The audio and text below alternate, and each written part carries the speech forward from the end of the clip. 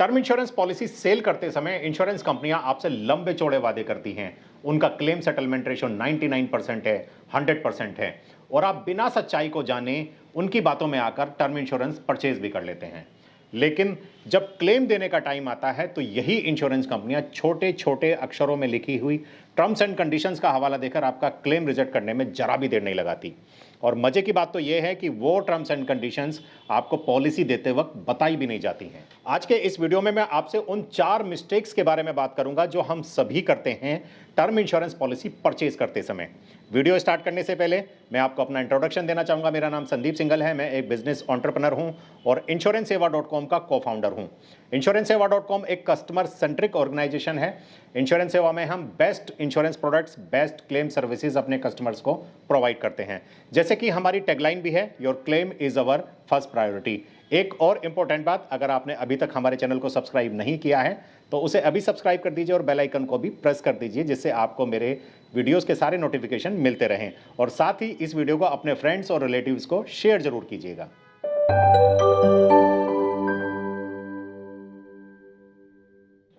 सबसे पहली मिस्टेक, हम सिर्फ क्लेम सेटलमेंट रेशो चेक करके कोई भी टर्म इंश्योरेंस पॉलिसी परचेज कर लेते हैं। क्या यह सही है? तो मेरा जवाब है नहीं। सिर्फ क्लेम सेटलमेंट रेशो देखकर हमें कोई भी टर्म इंश्योरेंस पॉलिसी परचेज नहीं करनी चाहिए। सबसे पहले हमें चेक करना है उस कंपनी की ब्रांड इमेज कैसी है मार्केट के अंदर, दूसरा उसका जीएल साइज कितना है, उसके फंडामेंटल्स कैसे हैं। क्योंकि कोई भी इंश्योरेंस कंपनी जिसकी ब्रांड इमेज बहुत अच्छी होगी आपका कोई भी जेन्युइन क्लेम रिजेक्ट नहीं करेगी, क्योंकि अगर वो रिजेक्ट करेगी तो उसकी ब्रांड इमेज खराब होती है। उसके बाद हमें चेक करना है कि टोटल नंबर ऑफ क्लेम्स कितने फेस किए हैं उस इंश्योरेंस कंपनी ने। उसके बाद चेक करना है कि टोटल नंबर ऑफ पॉलिसीज कितनी सेल की हैं उस इंश्योरेंस कंपनी में। ये सारे पॉइंट्स चेक करने के बाद ही हम ये जज कर सकते हैं कि वो कंपनी कितनी फंडामेंटली स्ट्रॉन्ग है, क्या वो ट्रस्टेड कंपनी है या नहीं है। अब सबसे बड़ा सवाल ये उठता है कि ये सारे पॉइंट्स की जानकारी हमें कैसे मिलेगी। तो आपकी इस प्रॉब्लम को मैंने बहुत आसान कर दिया है।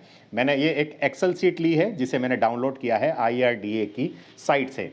IRDA हर साल सारी ही इंश्योरेंस कंपनी की MIS अपनी साइट पर अपलोड करता है और इस MIS के अंदर आपको मिलेगा कि इन सारी ही कंपनियों का क्लेम सेटलमेंट रेशो क्या है, टोटल नंबर ऑफ क्लेम्स कितने फेस किए हैं, टोटल नंबर ऑफ पॉलिसीज कितनी सेल की, क्लेम रिजेक्शन रेशो क्या है और पेंडिंग क्लेम्स का क्या रेशो है। तो इसका मतलब यह है कि सारी ही इंश्योरेंस कंपनी का काला चिट्ठा इस एक्सेल शीट के अंदर है। तो आइए जानते हैं सारी डिटेल्स। अब मैं इस एक्सेल शीट में फिल्टर लगा देता हूं और फिल्टर लगाता हूं कि सबसे ज़्यादा अमाउंट के किस किस इंश्योरेंस कंपनी ने क्लेम फेस किए हैं। तो इस फिल्टर लगाने के बाद 4 कंपनियां निकल के आती हैं। एक है ICICI prudential, HDFC life insurance, Bajaj Allianz और मैक्स लाइफ इंश्योरेंस। इन चारों ही कंपनियों में सबसे ज़्यादा क्लेम फेस किए हैं ICICI प्रूडेंशियल ने 3118 करोड़ रुपए के क्लेम। दूसरा नंबर है HDFC 2918 करोड़ और तीसरा नंबर है मैक्स लाइफ इंश्योरेंस 2077 करोड़ और चौथा नंबर है बजाज एलियांज 825 करोड़ रुपए के क्लेम इन्होंने मार्च 2022 तक फेस किए। अब चेक करते हैं कि इन चारों ही कंपनीज के क्लेम सेटलमेंट रेशो की क्या स्थिति है। तो ICICI प्रूडेंशियल का क्लेम सेटलमेंट रेशो है 97.82%, वहीं पर HDFC का होगा 98.66%, बजाज एलियांज का है 99.02% और मैक्स लाइफ का 99.34%। चेक करते हैं amount wise claim settlement ratio क्या कहता है कि टोटल अमाउंट जितना भी आया है उसके अगेंस्ट में कितना अमाउंट उन्होंने पे किया है।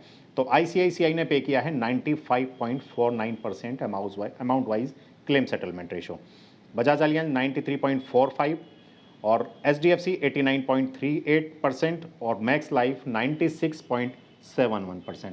एक बहुत इंपॉर्टेंट चीज़ है कि क्लेम रिजेक्शन रेशो क्या है इन चारों इंश्योरेंस कंपनी का, वो चेक करते हैं। तो यहाँ पर बजाज एलियांज का क्लेम रिजेक्शन रेशो है 0.93%, HDFC का है 1.19%, ICICI प्रूडेंशियल का 1.79% और मैक्स लाइफ का क्लेम रिजेक्शन रेशो है 0.66% ओनली।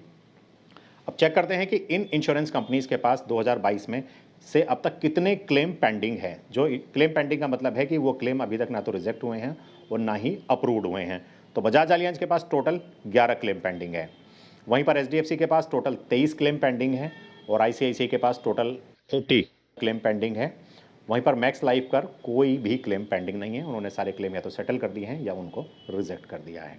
तो this is the fundamentals of A insurance company जो हमें देखना है टर्म इंश्योरेंस पॉलिसी परचेज करने से पहले। मेरे हिसाब से ये 4 इंश्योरेंस कंपनियां बेस्ट हैं आपको टर्म इंश्योरेंस पॉलिसी परचेज करने के लिए, लेकिन ये मेरी अपनी पर्सनल ओपिनियन है। आप अपनी चॉइस के हिसाब से, अपनी नीड के हिसाब से अपने लिए एक इंश्योरेंस कंपनी टर्म इंश्योरेंस के लिए चूज कर सकते हैं। टर्म इंश्योरेंस पॉलिसी परचेज करते समय की जाने वाली second mistake, policy maturity period, यानी कि पॉलिसी कितने टर्म के लिए खरीदनी चाहिए। इंश्योरेंस कंपनियां आपको इंसिस्ट करेंगी कि आपको मैक्सिमम टर्म की टर्म इंश्योरेंस पॉलिसी परचेज करनी चाहिए, 85 ईयर्स के लिए, 100 ईयर्स के लिए। क्या ये सही है? तो मेरा जवाब है नहीं, ये बिल्कुल भी सही नहीं है। आपको अपनी नीड के अकॉर्डिंग, अपनी लाइबिलिटी के अकॉर्डिंग अपनी टर्म चूज करनी है। इंश्योरेंस कंपनी को तो फायदा है कि उससे ज़्यादा प्रीमियम मिलने वाला है। इसको एक एग्जाम्पल के साथ समझते हैं। ये मिस्टर सिन्हा हैं, इनकी उम्र आज 30 साल की है, मैरिड हैं। एक 2 साल के मिस्टर जूनियर सिन्हा भी इनके साथ हैं। आज ये 85 ईयर्स की टर्म के लिए 1 करोड़ रुपए की टर्म इंश्योरेंस पॉलिसी परचेज करते हैं। मान लीजिए 85 ईयर्स की एज में इनकी डेथ हो जाती है, इनका क्लेम आ जाता है और उस समय पे इनका नॉमिनी यानी कि मिस्टर जूनियर सिन्हा 57 ईयर्स के होंगे, यानी कि उनका भी एक जूनियर सिन्हा होगा जो उस समय पे 28 और 30 साल के लिए होगा। तो यहाँ पर आप सोचिए कि क्या मिस्टर सिन्हा के ऊपर कोई लाइबिलिटी है, कोई फाइनेंशियल लाइबिलिटी है? मेरे हिसाब से बिल्कुल नहीं, क्योंकि उनका नॉमिनी खुद 57 ईयर का हो चुका है, उसकी लाइबिलिटी भी खत्म हो चुकी हैं, यानी कि मिस्टर जूनियर सिन्हा के जो जूनियर हैं वो भी 28-30 साल के हो चुके हैं। तो मेरे हिसाब से आपको अपनी लाइबिलिटी के हिसाब से अपनी टर्म चूज करनी है। मिस्टर सिन्हा के केस में ही ले लेते हैं। जो मिस्टर जूनियर सिन्हा हैं वो ज़्यादा से ज़्यादा 25 साल की उम्र तक इंडिपेंडेंट हो जाने वाले हैं, तो मिस्टर सिन्हा की लाइबिलिटी 25 साल का होने पर खत्म हो जाएंगी।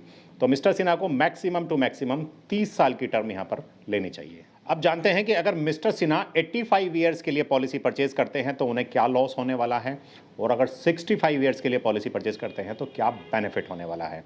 मान लीजिए मिस्टर सिन्हा 1 करोड़ रुपए की एक टर्म इंश्योरेंस पॉलिसी 85 ईयर्स की टर्म के साथ परचेज करते हैं तो उनका प्रीमियम होगा 25,888 रुपये।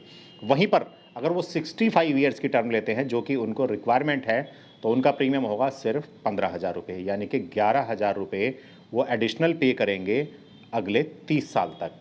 अगर वो यही 11,000 रुपये अगले 30 साल तक म्यूचुअल फंड में इन्वेस्ट करते हैं तो उनका कॉर्पस होगा उनके रिटायरमेंट के टाइम पे, यानी कि 30 साल के बाद 1,40,00,000 रुपये।